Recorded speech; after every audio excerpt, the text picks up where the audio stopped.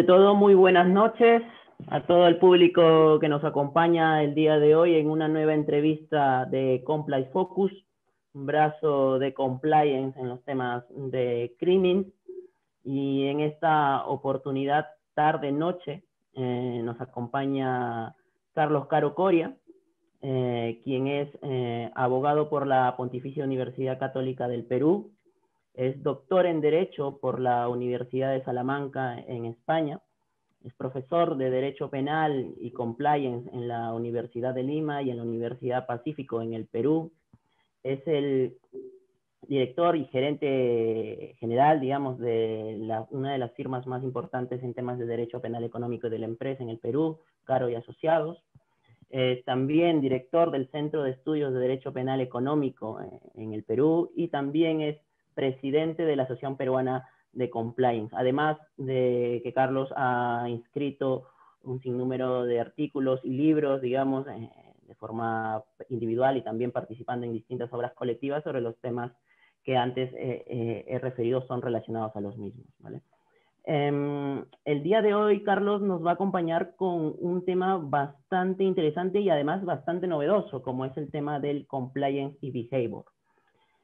Carlos, buenas tardes allá por Perú y agradecerte la aceptación para esta oportunidad de acompañarnos. Muchas gracias, Francisco. Para mí es un gusto poderlos acompañar en este evento organizado por CRIMINT, Compliance Focus, que dirige nuestro querido amigo y colega Juan Pablo Montiel, que es uno de los referentes también más importantes en Latinoamérica en temas de compliance. Y claro, más aún contando contigo, que estás muy dedicado a este tema y me consta desde hace ya algunos años, así que no dudo que esto podrá ser productivo y tal vez de interés de los que nos están siguiendo, ¿no? Bien, muchísimas gracias, Carlos. Y bueno, te doy el uso de la palabra para que nos puedas explicar a la audiencia y a quienes nos acompañan el día de hoy un poco más sobre el tema que nos has traído el día de hoy. Excelente, ¿no? Acá podemos hacer una breve introducción para luego empezar con el diálogo, como se dice, ¿no? Yo creo que lo importante es que tengamos en cuenta cuál es la aproximación que se puede hacer al compliance desde la ciencia del comportamiento. Y esto yo creo que tiene un punto de partida, tal vez previo al compliance, y tiene que ver más bien con la aproximación sociológica a raíz del estudio o el análisis de la criminología empresarial. Es decir, cómo entender el comportamiento de las organizaciones empresariales.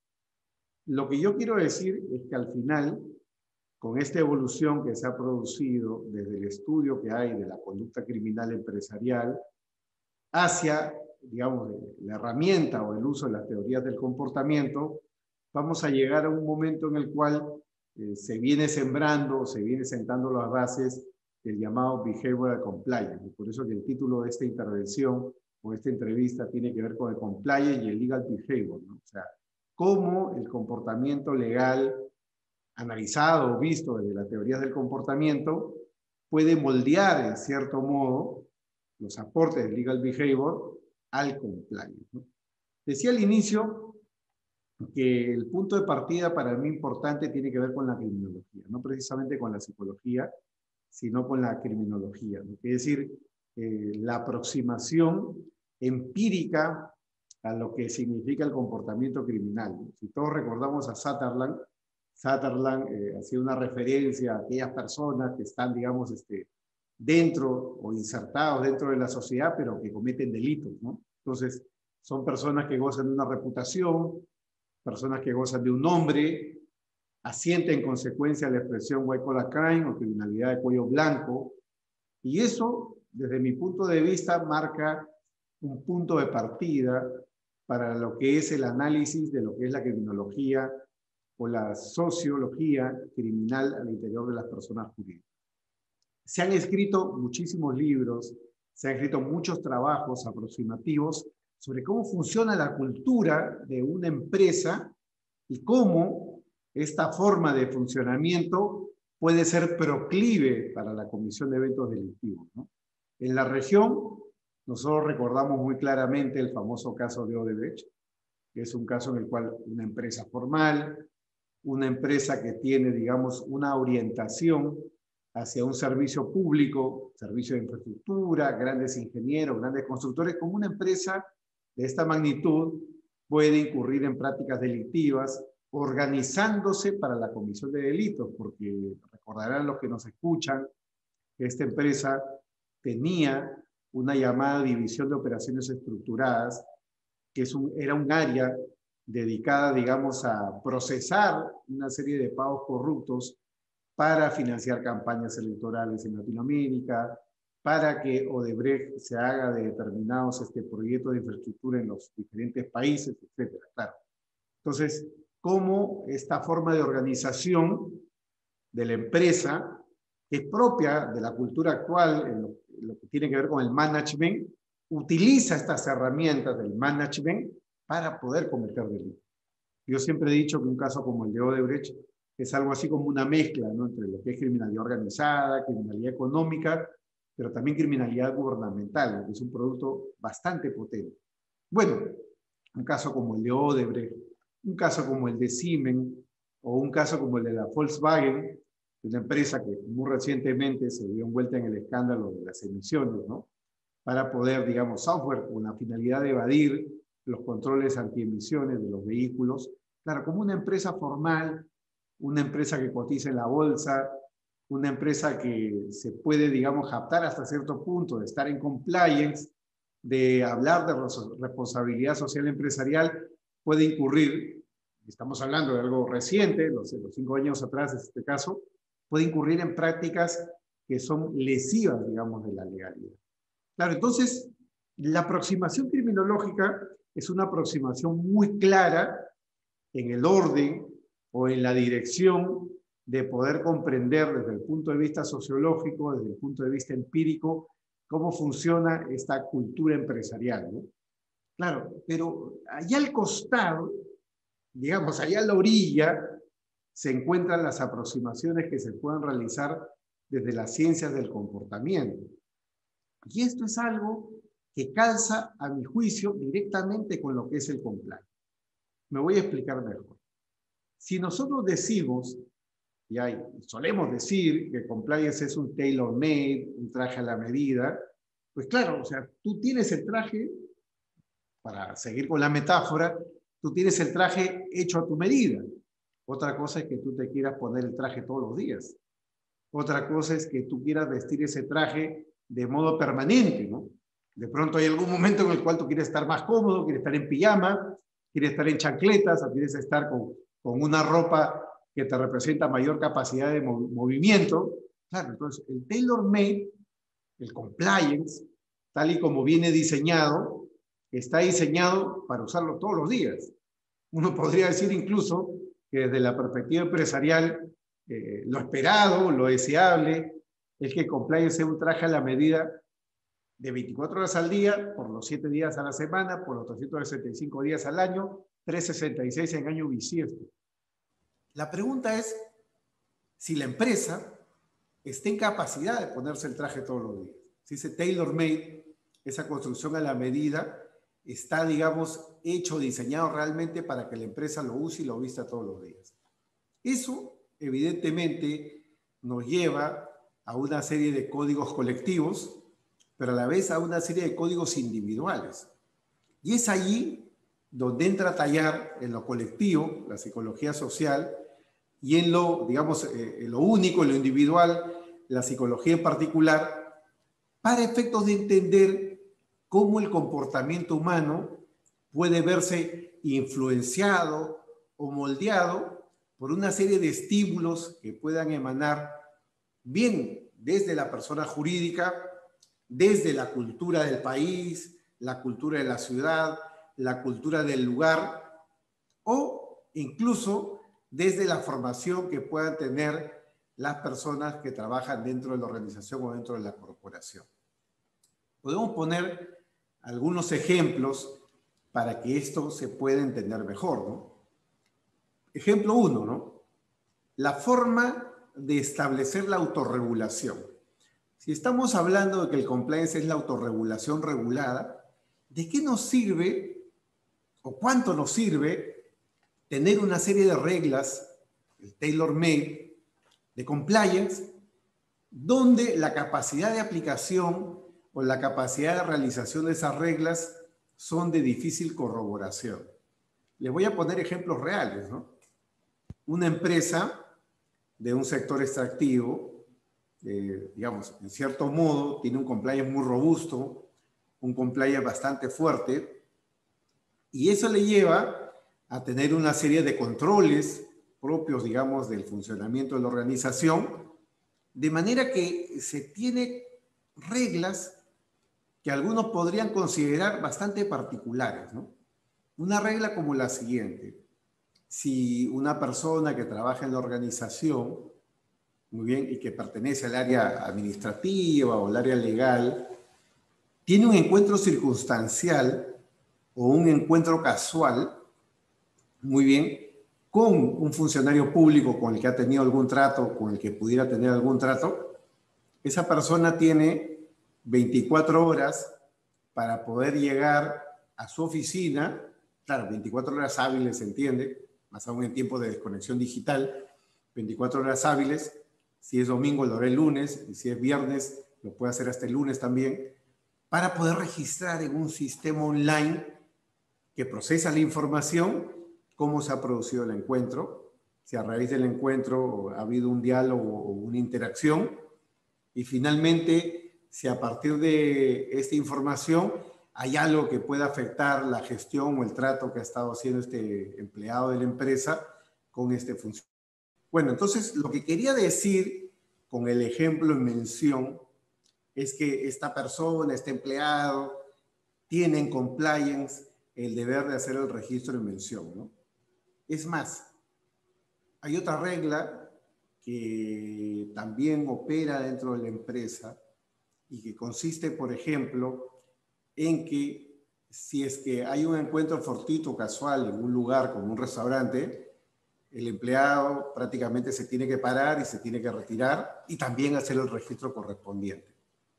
Alguien me dirá, oiga, es una regla exagerada, es una regla exótica, es una regla rara, es una regla extraña. Sí, seguramente que sí. Y probablemente algunas personas dentro de la organización cumplan con la regla y probablemente a otras personas esto les parezca un exceso.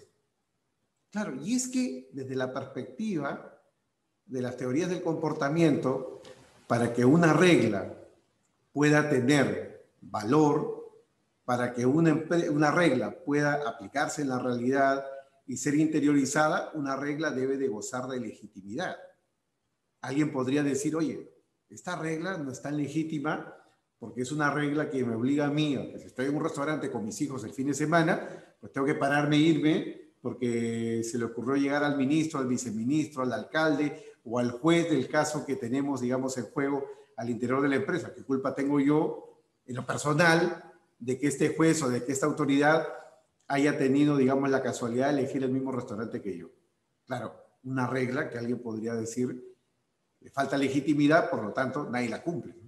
Nadie la cumple. Otro ejemplo, ¿no?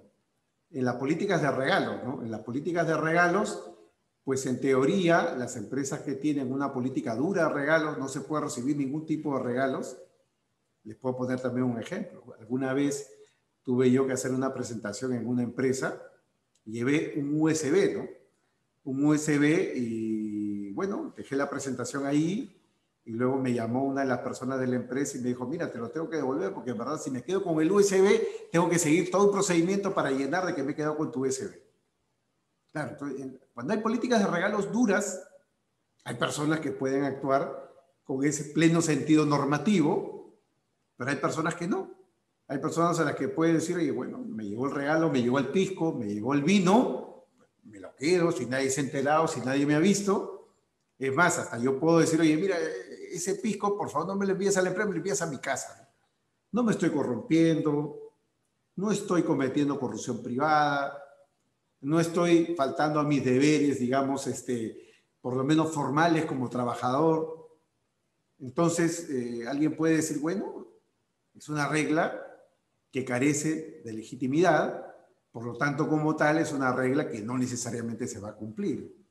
Entonces, en ese espacio tan complejo que tiene que ver con el acotamiento de la libertad. Yo, como siempre digo, el compliance, justamente porque es autorregulación regulada, implica acotar o acortar tu ámbito de libertad. Entre el cumplimiento de la ley y tu libertad tienes un amplio margen. Lo que hace el compliance es venir a cortarte tu libertad. No puedes recibir regalos. No puedes estar en lugares donde hay funcionarios públicos. Y si estás y tienes un encuentro casual, lo tienes que reportar. Bueno, muchos dirán, yo fui al restaurante, no lo vi, pues digo que no lo vi al funcionario. O estuve en un cóctel, digo que no lo vi, que no me di cuenta, ¿no? Y si aparece una foto, no me di cuenta. Claro. Entonces, son reglas como las de las políticas de regalos o los encuentros circunstanciales con funcionarios, que uno puede decir hasta dónde son reglas que pueden ser cumplidas si es que realmente no han sido adoptadas con legitimidad. Por eso es que, por ejemplo, desde la perspectiva de las teorías del comportamiento, uno de los consejos claves en compliance es que este tipo de autorregulación regulada tiene que construirse a través de un proceso legítimo, ¿no? Con representantes de la empresa que conozcan de la cultura de la empresa, de manera que sepan claramente qué reglas son realizables y qué reglas no, ¿no? Otro ejemplo, ¿no? Vinculado al behavioral compliance. Otro ejemplo, ¿no? El procedimiento de sanción, ¿no? Claro, si uno infringe el código de conducta por haber violado alguna de estas reglas, que son reglas de prevención, y de pronto el procedimiento es muy célere o el procedimiento es muy estricto, porque el Consejo Ético de la empresa o el Comité de Ética considera de que el código tiene que ser aplicado a rajatabla. Si esto no es adecuadamente comunicado al interior de la empresa, si no se respeta el debido proceso, si no se acude al principio de proporcionalidad, debido proceso, por cierto, que rige también en las organizaciones privadas, entonces lo que se va a producir más bien es una suerte de debilitamiento del compliance.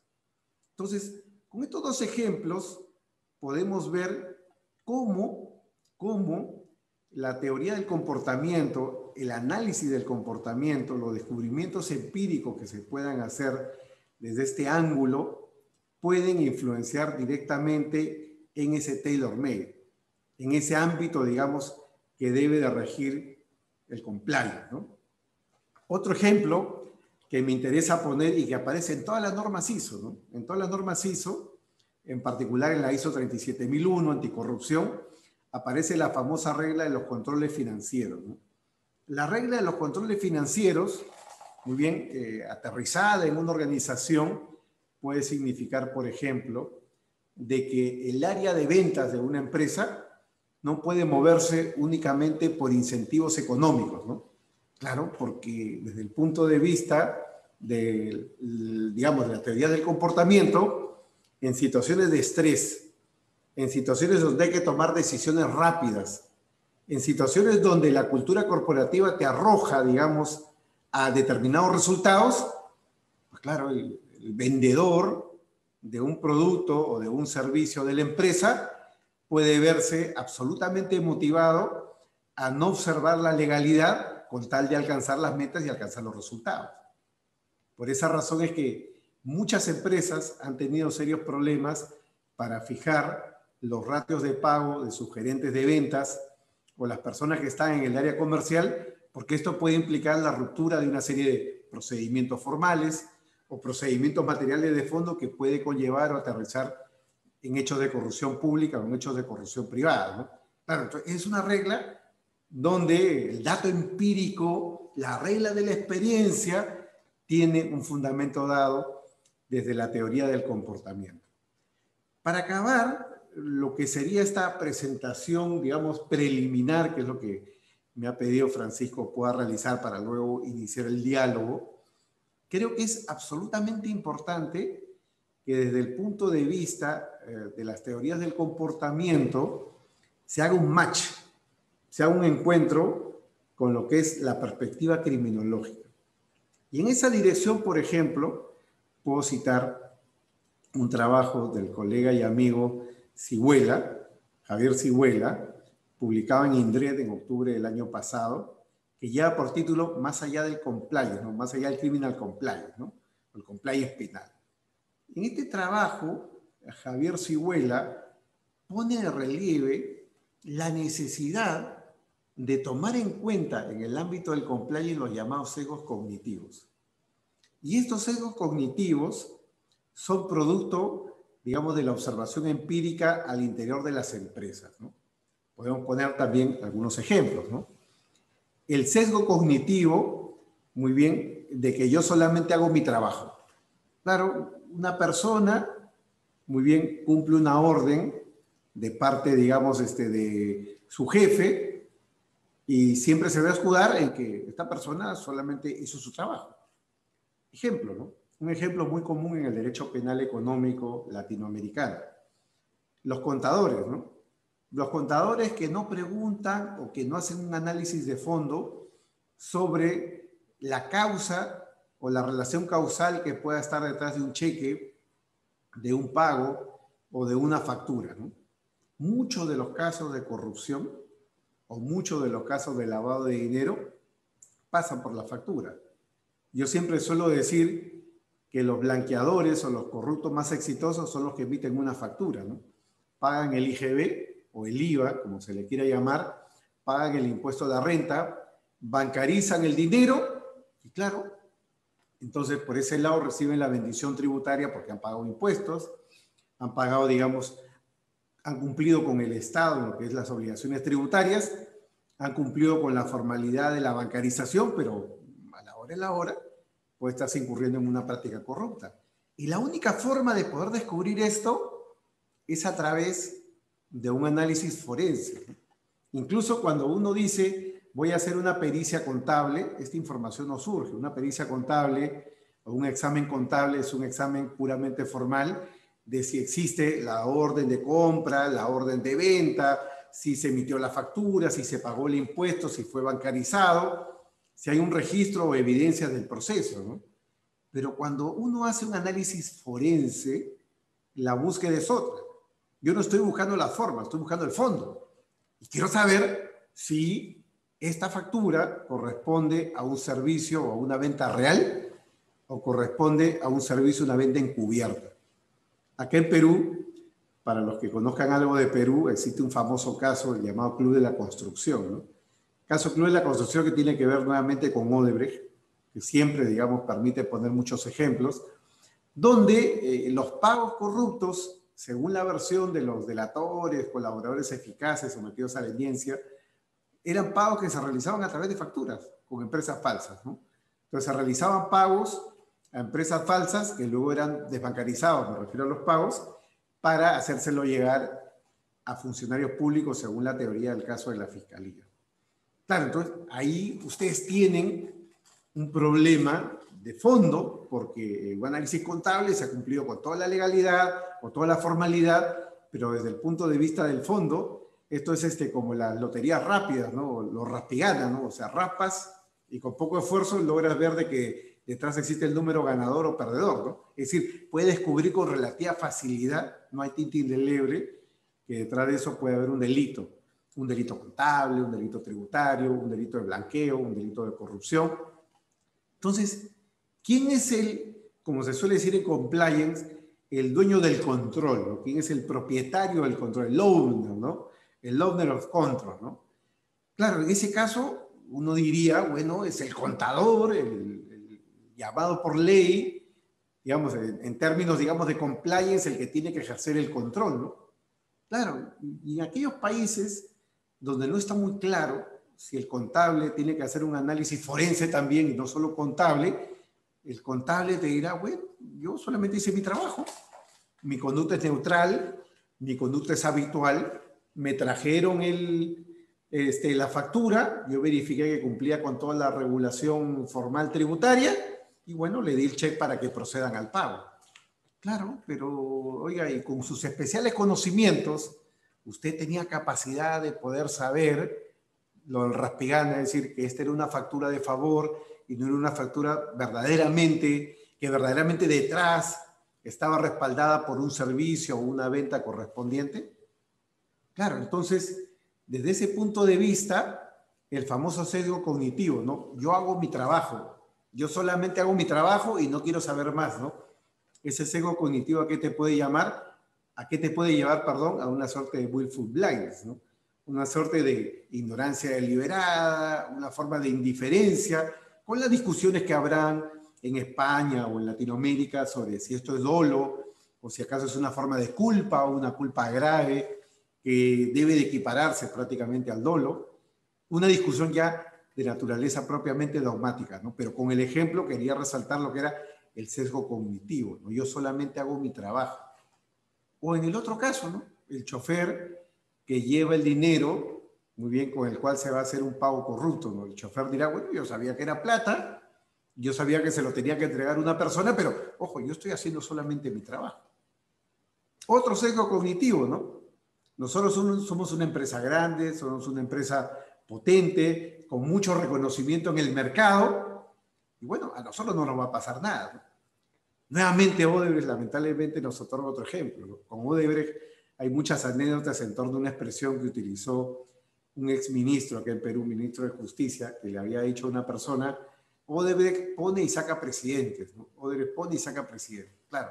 Entonces, bajo esa lógica, claro, el empleado de la empresa puede tener la idea de que estamos ante un imperio, una empresa invencible, una muralla china, una muralla medieval, que nadie va a traspasar. O sea, yo mientras esté en la empresa y mientras la empresa me tenga bajo su cobijo, pues no me va a pasar nada. Por lo tanto, si infrinjo la norma, puedo contar con que la empresa me va a defender o con que no voy a ser descubierto. Y en caso sea descubierto y la empresa me defienda, pues puedo contar con que voy a salvar el pellejo al final del día, ¿no? Claro, entonces, este tipo de ejemplos que tienen detrás sesgos cognitivos, que pueden ser sesgos de confirmación, bueno, ya tendríamos que entrar ahí ya al mundo de la heurística, ¿no? Para tratar de entender cuántos tipos de sesgo hay y cuántos de estos sesgos pueden aplicarse a la empresa. Son sesgos que tienen, digamos, marcan la pauta o marcan la necesidad de una aproximación al compliance diferente, ¿no? Diferente. Ya no se trata solamente de elaborar los protocolos, ya no se trata de elaborar los procedimientos, ya no se trata en consecuencia solamente de contar con ese traje a la medida, sino saber, como he dicho hace un momento, si es que la persona que lo tiene que vestir, la organización, está preparada para usarla todos los días, ¿no? Esto en consecuencia puede tener efectos prácticos diversos, ¿no? El tipo de procedimiento que utilizas para aprobar las normas, el tipo de procedimiento que utilizas para sancionar la infracción a dichas normas, el tipo de procedimiento que tú utilizas para la capacitación del personal, el tipo de procedimiento que tú utilizas para lo que es la mejora continua, o el tipo de procedimiento que utilizas tú para la comunicación. Por ejemplo, la comunicación del compromiso de la alta dirección. ¿Cómo es mejor la comunicación del compromiso de la alta dirección? Por ejemplo, ¿no? Un papel escrito, un email, un video, una reunión presencial. ¿Cómo, no? Para ello entran a tallar las ciencias del comportamiento, mezclado ya en el caso concreto con temas de comunicación y temas de marketing interno de la organización. Bueno, con esto doy lugar a la introducción y ahora abrimos tal vez el espacio con la ayuda de Francisco para poder intercambiar ideas alrededor de estas notas iniciales.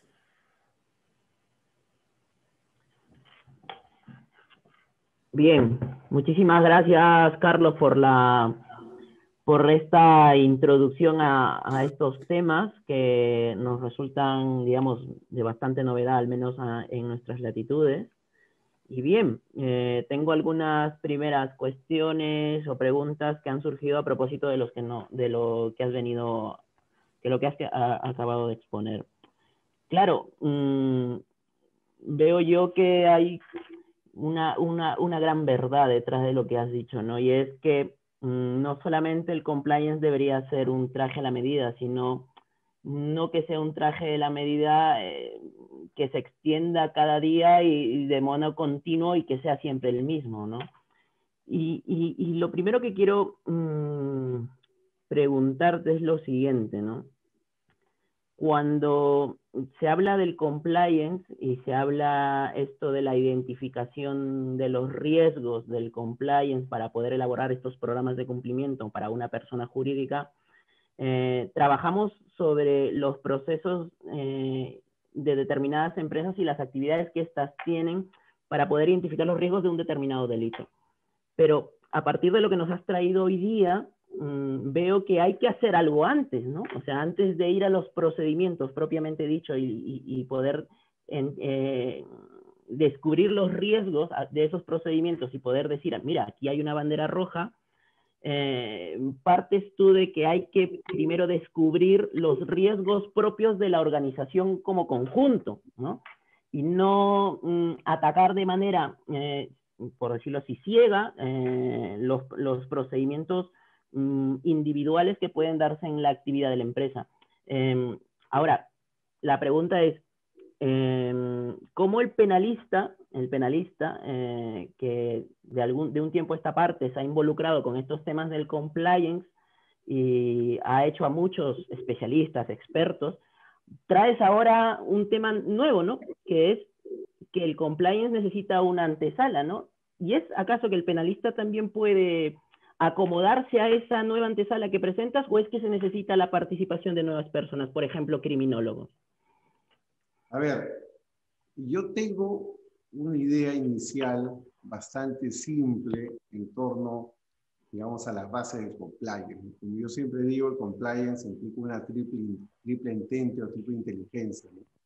Por un lado, inteligencia legal, que es la que puede traer el penalista o el jurista en general. Por otro lado, la inteligencia en términos de auditoría, hacer mapas de riesgos, poner banderas, gestionar controles, que es una actividad de auditoría. Pero luego está algo que los penalistas no tenemos, por lo menos no en formación, y tampoco otros expertos lo podrían tener necesariamente, tiene que ver con lo que es lo que yo denomino inteligencia corporativa. Y dentro de lo que es inteligencia corporativa entran a regir muchos factores, ¿no? Desde la comprensión del ADN de la organización, para saber quién es este sujeto que tiene que vestir el traje todos los días, siguiendo con la metáfora, hasta entender, digamos, cuáles son los códigos internos, ¿no?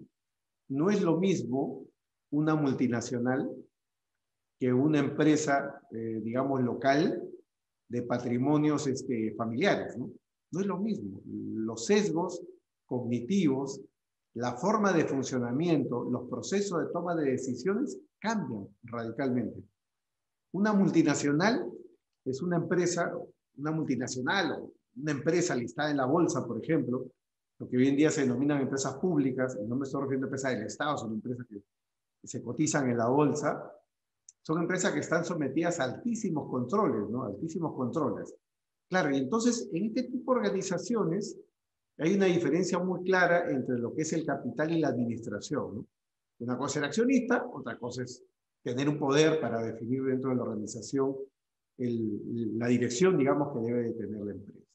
Pero en una empresa, por más grande que sea, puede ser una empresa de muchos billones, muy grande, muy potente, donde la administración es netamente familiar, también cambian los códigos. Los que hacen management, los que hacen, digamos, asesoría corporativa, ¿qué es lo primero que dicen? ¿No? Oiga, acá tenemos al señor Juan Pérez, fundador. Hoy en día este señor tiene 70 años, tiene una segunda generación y una tercera generación en camino. Claro, entonces, bajo esa lógica, digamos, bajo ese adagio, ¿no?, popular, ¿no?, que dice padre pulpero, hijo caballero, nieto pordiosero, lo que tenemos que hacer es gestionar el dinero de este señor. Entonces, tenemos que crear un código de familia. Crear un código de familia para que los que asuman la administración de la empresa sean personas capaces, que tengan un perfil. Si el día X se muere el señor Juan Pérez, no se van a pelear por la herencia y van a destruir la empresa. Tenemos que construir algo para que la empresa sobreviva a la persona. Claro, entonces es allí donde nos vamos acercando a esos procesos en los cuales una empresa se va generando y convirtiéndose verdaderamente en una corporación. Y esa es la razón por la cual en compliance no tenemos muy claro y hay una posición unánime en torno a la culpabilidad de las pequeñas y medianas empresas, ¿no? porque son empresas que no han logrado diferenciar lo suficientemente, digamos, la propiedad de lo que es la gestión o dirección de la empresa. Y por eso, ya respondiendo a tu pregunta y no extendiéndome más, creo que es absolutamente fundamental que en ese ámbito de lo que es la inteligencia corporativa entren a tallar aspectos de criminología o aspectos digamos, teoría o ciencia del comportamiento para poder comprender, ¿no?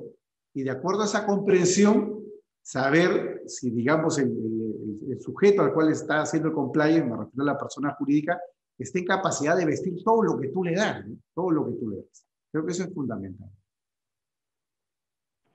Gracias, Carlos.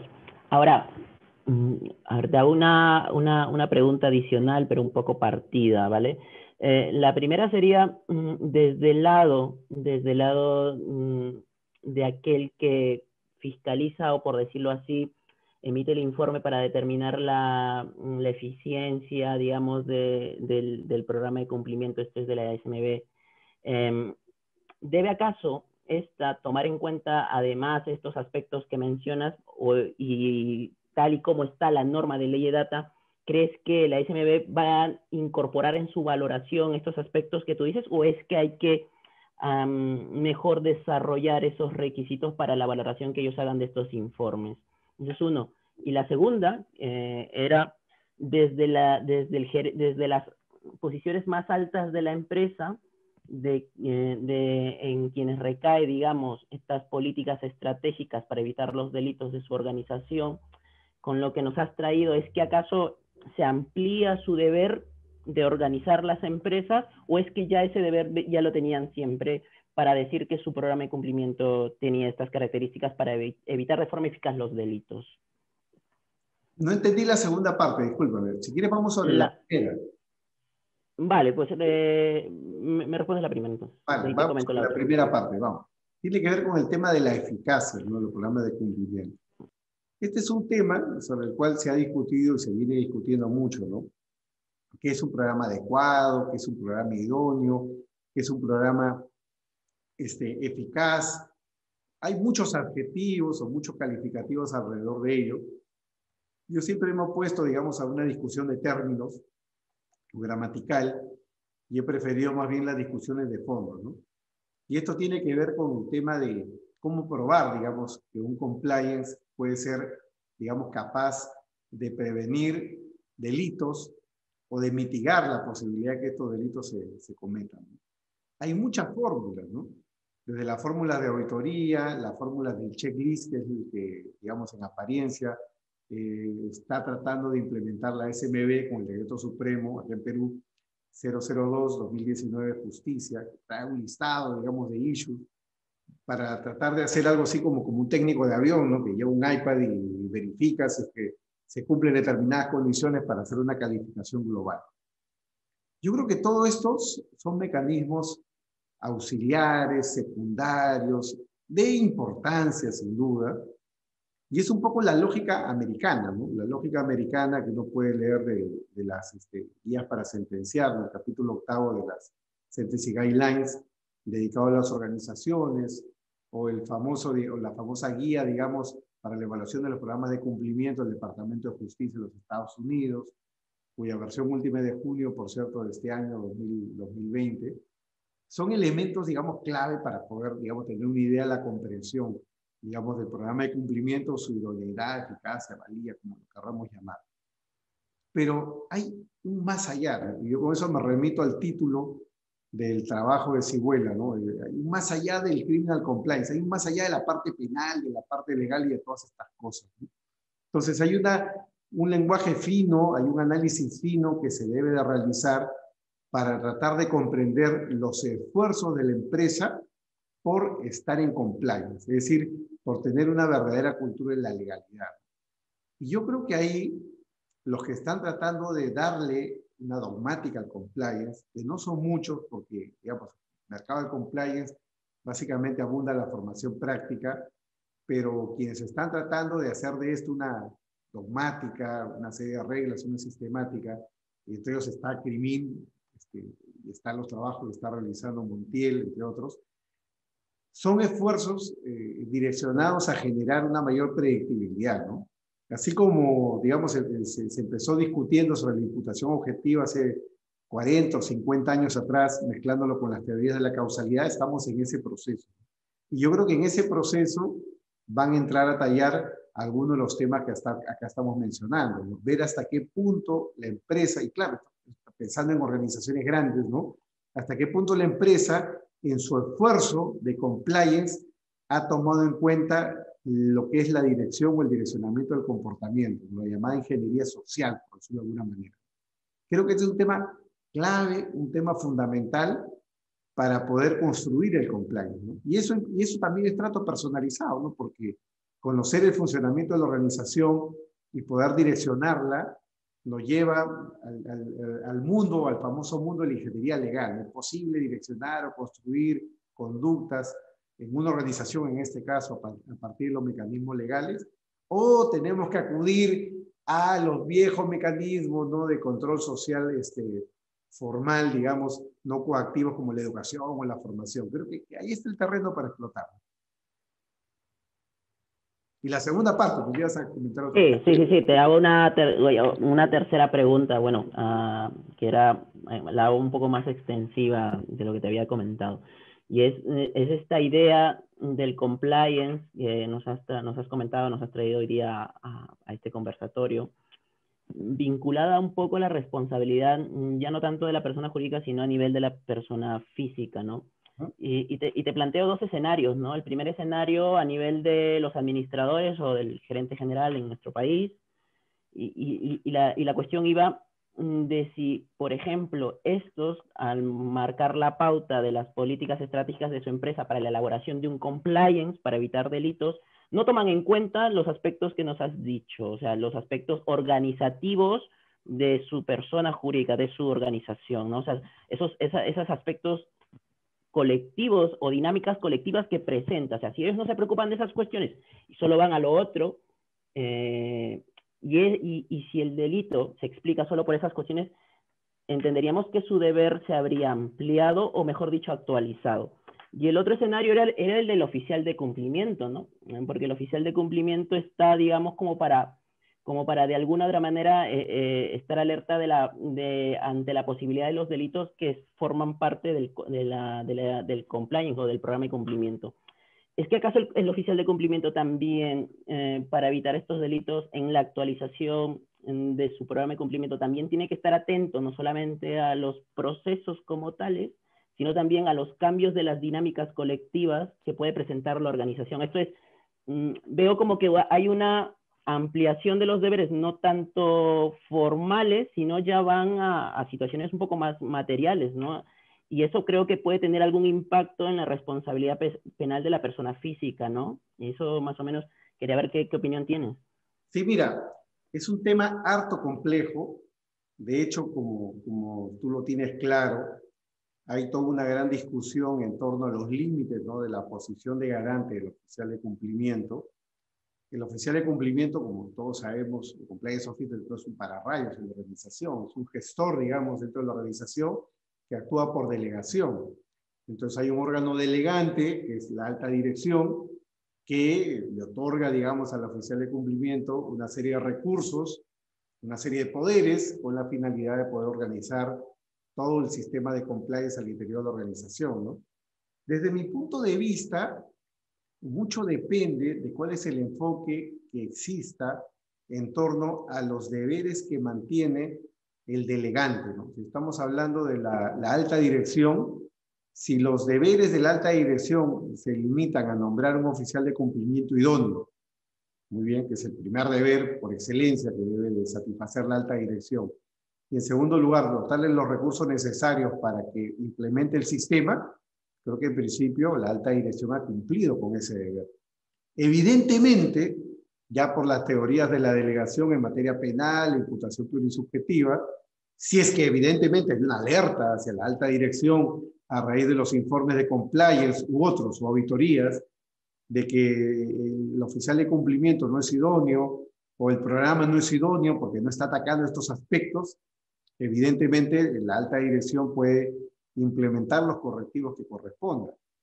Ahora, si ya aterrizamos sobre el oficial de cumplimiento, a mi entender, este es un tema que tiene que ver mucho con la formación, ¿no? La formación en las llamadas escuelas de compliance, y por escuela de compliance llamémoslo cursos, ¿no?, que se dan en todos los niveles, muchos son cursos que aterrizan en las cuestiones puramente de auditoría, ¿no? Entonces, el mejor oficial de cumplimiento es el que tiene al día su mapa de riesgo, ¿no? El que tiene al día, digamos, la verificación de los controles, ¿no? Pero claro, al final nos convertimos en una serie de autómatas donde estamos gestionando el riesgo y pensando, digamos, en cumplir con una serie de reglas, con una serie de procedimientos formales, y al cazador se le escapa la paloma, ¿no? Cuando el enfoque debe de ser un enfoque un poco más amplio.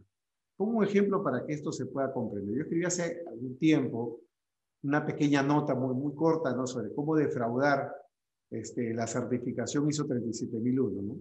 Este galón que a muchos les gusta, y dice uno, yo tengo mi ISO 37001 anticorrupción, ya prácticamente me han dado mi estrella de US Marshal, soy un cazador de fugitivos, soy un cazador de infractores al compliance. Esto es algo que desde mi punto de vista es relativamente fácil de defraudar.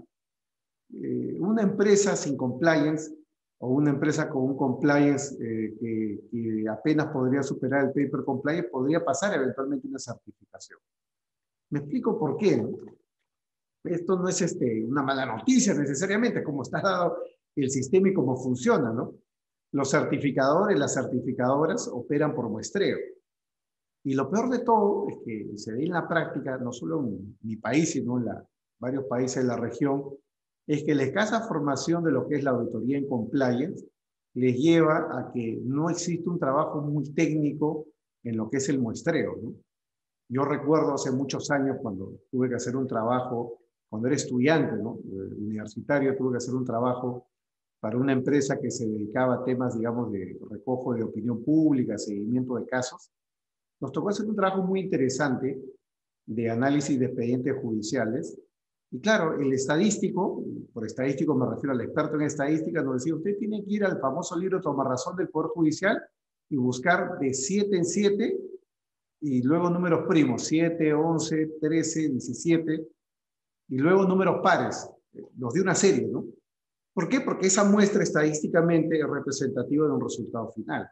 Por eso es que, salvo las cuestiones electorales del voto oculto, ¿no?, como lo que ha habido en Estados Unidos en estos tiempos, en principio, digamos, las serias encuestadoras casi como que atinan al número exacto de votación que se va a dar y los resultados, ¿no?, por anticipado, ¿no? Claro. ¿Por qué? Porque usan estadísticas. El auditor en compliance está especializado en estadística para que la estadística sea verdaderamente representativa de lo que tienes en tu organización. ¿Cómo opera esto en la práctica? A ver, señor, vamos a ver ventas, ¿no? De ventas necesito ver 3 expedientes. Me los pone ahora a la vista. Claro, o sea, y no hay ninguna técnica ni ninguna ciencia detrás de ello, ¿no? Otro ejemplo, ¿no? Un auditor está verificando el compromiso de la alta dirección, pero no ha notado de que estamos ante una empresa familiar.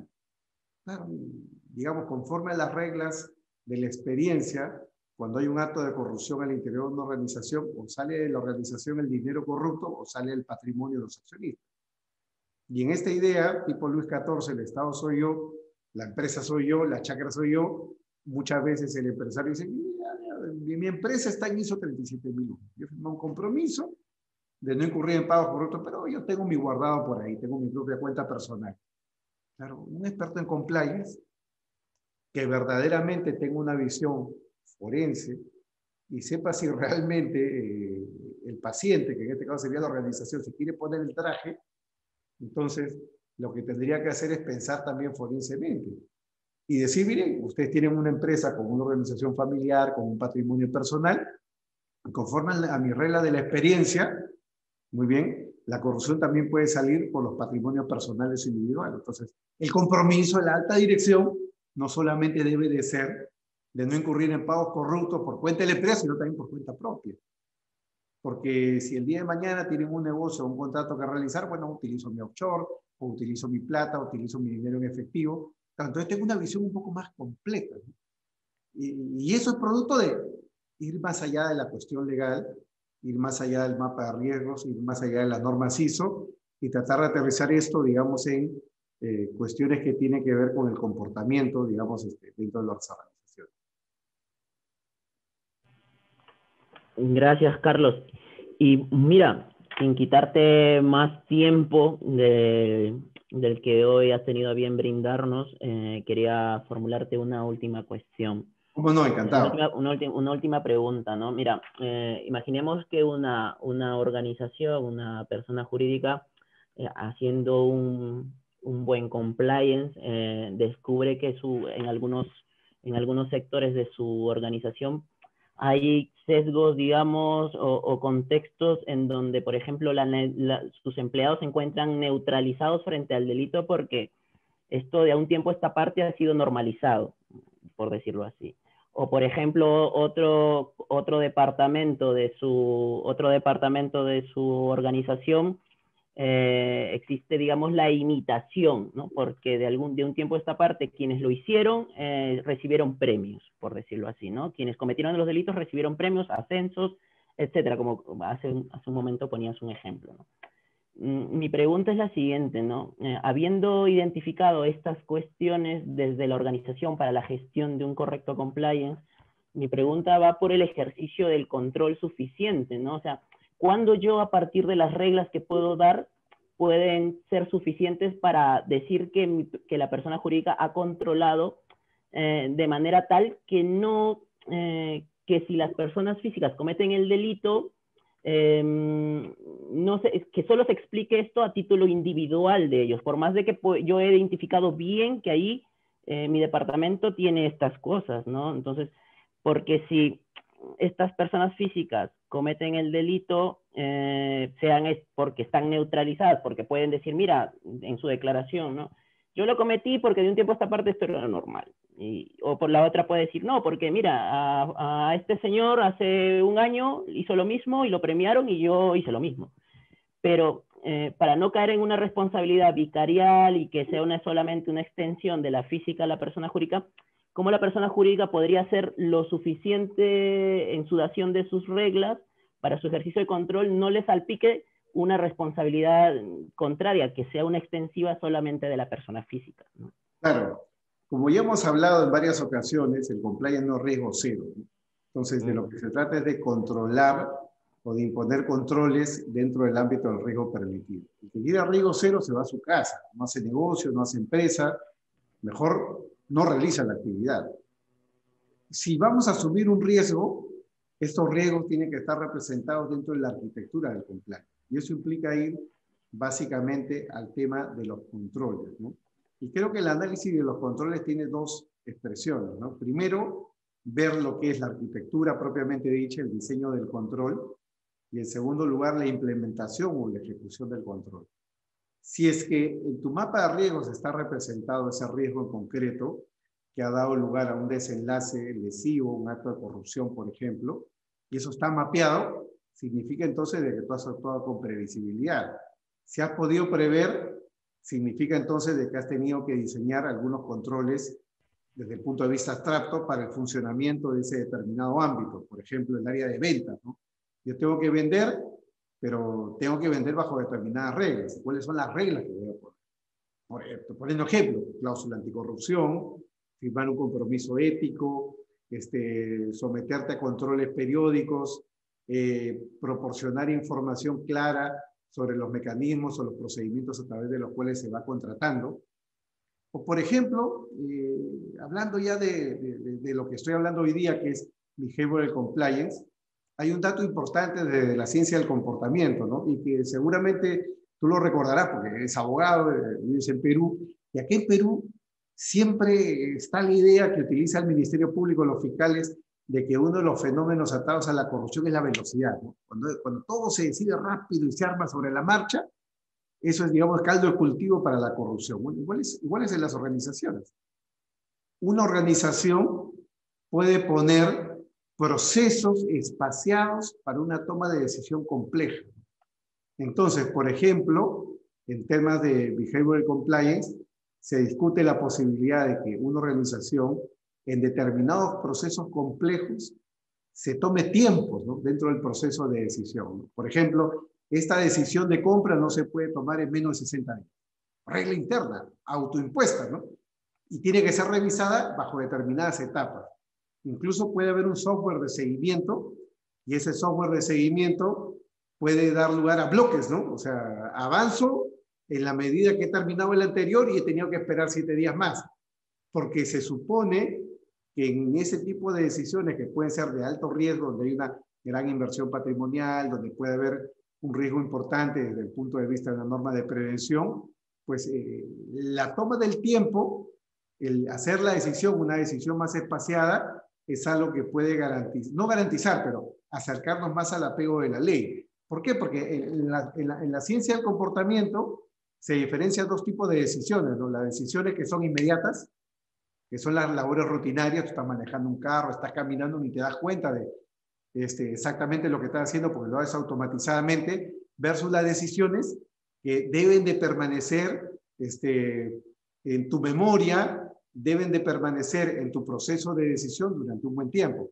La decisión de casarte con alguien, la decisión de formar un contrato, la decisión de formar una sociedad, o incluso la decisión de cometer un acto de corrupción, por ejemplo, o un acto de blanqueo, ¿no? Claro, entonces si el proceso que te puede llevar a un acto de corrupción o un acto de blanqueo, por el sistema, que podría ser informático o no, te obliga a tomar espacios de tiempo e involucrar a más personas en la decisión, evidentemente esa es una regla de control, ¿no?, donde, digamos, el dato criminológico parte de un aporte del behavioral compliance. Bien. Bueno, Carlos, muchísimas gracias por acompañarnos el día de hoy en este conversatorio y nuevamente agradecerte la predisposición de aceptar la invitación y de exponernos un tema, como lo dije al inicio, bastante novedoso. Y bueno, esperamos contar con vuestra compañía nuevamente en nuevo evento que pueda organizar Compliance Focus, Crimin, y de repente ya no de forma virtual, sino ya en la nueva normalidad que pueda traernos el mundo en adelante. Pues nada, muchísimas gracias nuevamente. Como en los viejos tiempos. Pancho, muchísimas gracias, un fuerte abrazo, éxito. Hasta luego.